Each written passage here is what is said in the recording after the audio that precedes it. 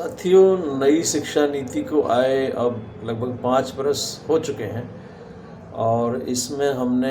एक significant change देखा है कि किस तरह से समावेशी और एडेप्टेबल और यूँ कहें कि एक ऐसी लर्निंग स्ट्रेटजीज़ तैयार की गई हैं जिससे कि ज़्यादातर भारतीय जो सिद्धांतों पर आधारित हैं और उनसे बच्चों का बच्चों के द्वारा ग्लोबल स्टैंडर्ड्स को मीट करना, उनको प्राप्त करना, मतलब भारतीय तरीक़ों से अंतर्राष्ट्रीय स्तरों को प्राप्त करने की बात इसमें की गई है, जहाँ तक नई शिक्षा नीति की बात हो रही है। इसमें आप देखें कि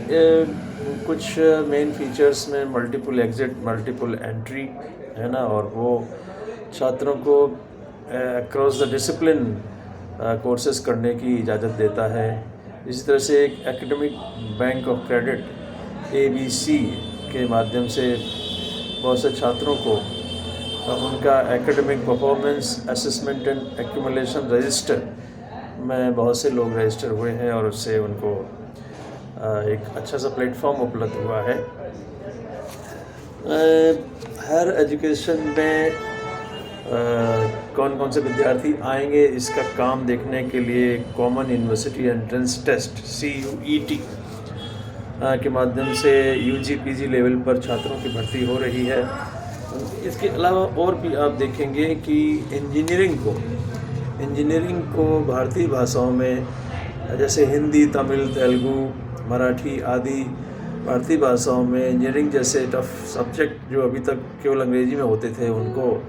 ज्ञान को उपलब्ध कराने की बात की गई है। और इस तरह से बहुत सी कुछ ऐसी बातें हुई हैं और जो कि नई शिक्षा नीति में देखने को आ रही हैं। टीचर्स को लेके बहुत से प्लेटफॉर्म हैं, ऑनलाइन ट्रेनिंग प्रोग्राम्स के प्लेटफॉर्म्स हैं, जैसे Diksha, Nishtha, Malaviya mission teacher training program है ना। इस तरह की जो दीक्षा है वहाँ पर digital infrastructure for knowledge sharing, इसमें बहुत से लोगों ने अपने आप को लाभान्वित किया हुआ है। निष्ठा, national initiative for school heads and teachers holistic advancement, यहाँ पर जो हेड ऑफ द इंस्टीट्यूट्स हैं उनकी लिए ट्रेनिंग की बात की गई है। Malaviya mission teacher training program जो है, उससे टीचर ट्रेनिंग सेंटर्स में बहुत से ओरिएंटेशन कोर्स और फ्रेशर कोर्सेज ऑर्गेनाइज किए गए हैं, जिसमें लाखों लाभार्थी उससे लाभ प्राप्त कर चुके हैं। मैं कहना ये चाह रहा हूँ कि नई शिक्षा नीति 2020 ने एक ऐसा प्लेटफॉर्म तैयार कर दिया है, ऐसा रास्ता तैयार कर दिया है, जिससे कि भारत की जो क्लासरूम, गांव की जो क्लासरूम से लेकर यूनिवर्सिटी लेवल पर और जो अर्बन एरियाज़ है वहाँ तक की